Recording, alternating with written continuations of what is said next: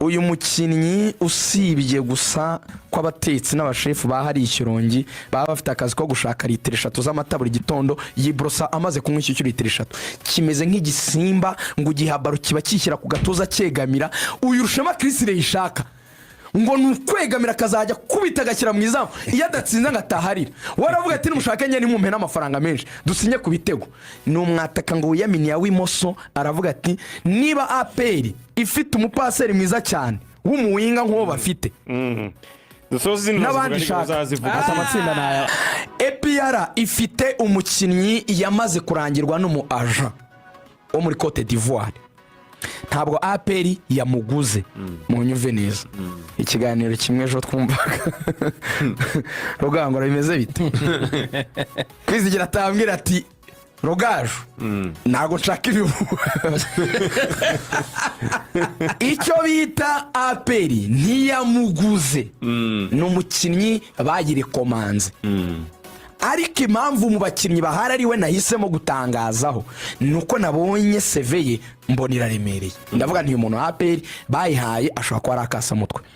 Yitwa Celestin Ekwa, akaba ari umukinnyi w'imyaka 23, yavutse 2002, akomoka muri Cote d'Ivoire, akina nka second striker, umwataka wa kabiri, akaba aturuka mu ikipe ya ASEC Mimosa.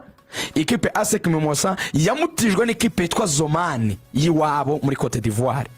Muri Confederation Cup uyu mwaka yakinnye match enye, atsinda ibitego 2. Ikipe ye yaviriyemo muri kimwe cya kane cya Confederation Cup, ikuyemo n'ikipe ya Berkane yanatwaye iki gikombe.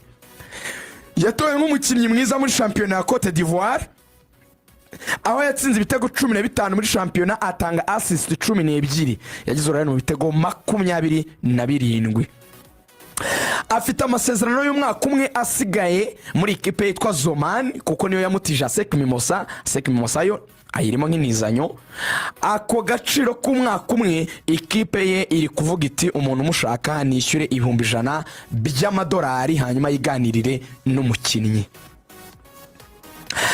Zandani zingwa mu matwi ziravuga ko umukinnyi avuga ko umaze kurangizanya n'ikipe ya Zoman, ariyo kipe ye yamutije ASEC Mimosa, ukayishyura $100,000 shaka, we aratanga ngo proposal 2 gusa.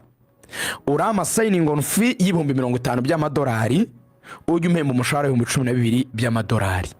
Option ya mbere. Cyangwa se urama signing on fee $100,000, ujye umpemba umushahara $8,000. Ndagasubiramo neza, ishyura Zoman $100,000, njye urama $50,000 ku giti cyanjye, ujye umpemba 12 buri kwezi. Cyangwa se urama $100,000, ujye umpemba $8,000 ku kwezi. Uyu mukinnyi ari ku meza ya APR, ariko nandi makipe atandukanye muri Tanzania yatangiye gushaka kumugura, kuko ubu ngubu muri Cote d'Ivoire ni isoko rikomeye muri Tanzania. Bakoye babakinnyi benshi n'aba Aziz Ki n'abandi bagiye batandukanye, nibo bagiye babakura n'abandi bakinnyi benshi mwagiye mubona bakomeye bo muri Tanzania.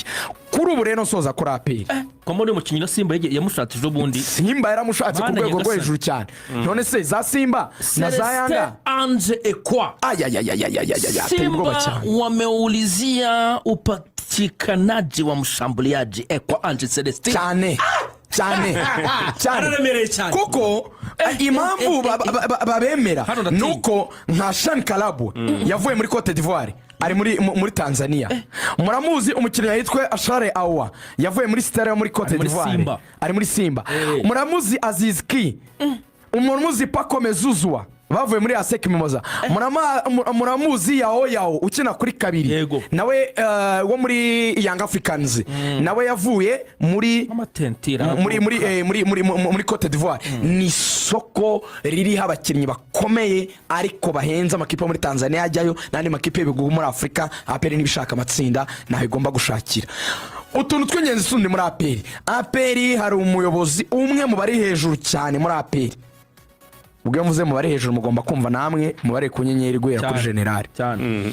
Yarambwiye ati hari inkuru mwatangaje yuko hari abakinnyi bacu barimo Clement ndetse na Claude bashobora gusohoka. Yaravuze ati na best player wacu usohoka, turashaka ikipe ikomeye ntitugurisha.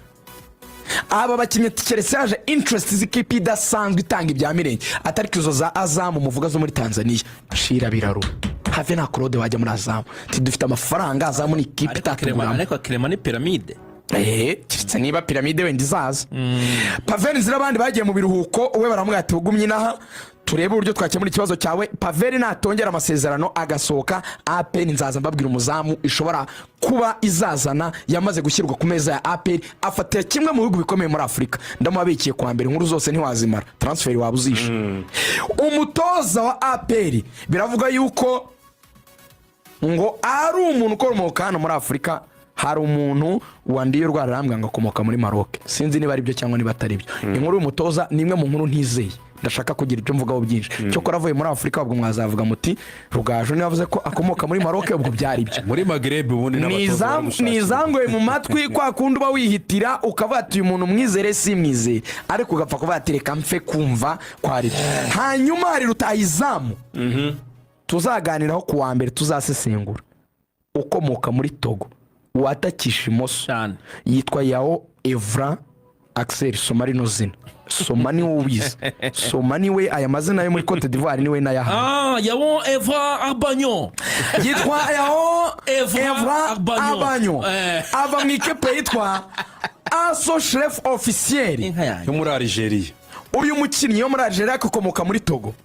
Uyu mukinnyi usibye gusa kw'abatetsi n'abashefu bahari Ishyorongi baba bafite akazi ko gushaka litiro 3 z'amata buri gitondo. Ibibazo biri muri reyo ni mutareba neza mbivuze mbere biradindiza recruitment za reyo. Uyu mwaka ushize mutatwayemo igikombe nutaha muzarwanira power mushobora kwisanganya mukandagera yasinyishije nk'umukinnyi umwe tugiye kuvuga ikazaba kubita na nabi cyane. Mudashyize hamwe ikipe ya Kimihurura irabakandagira umwaka utaha ntago muzayikira.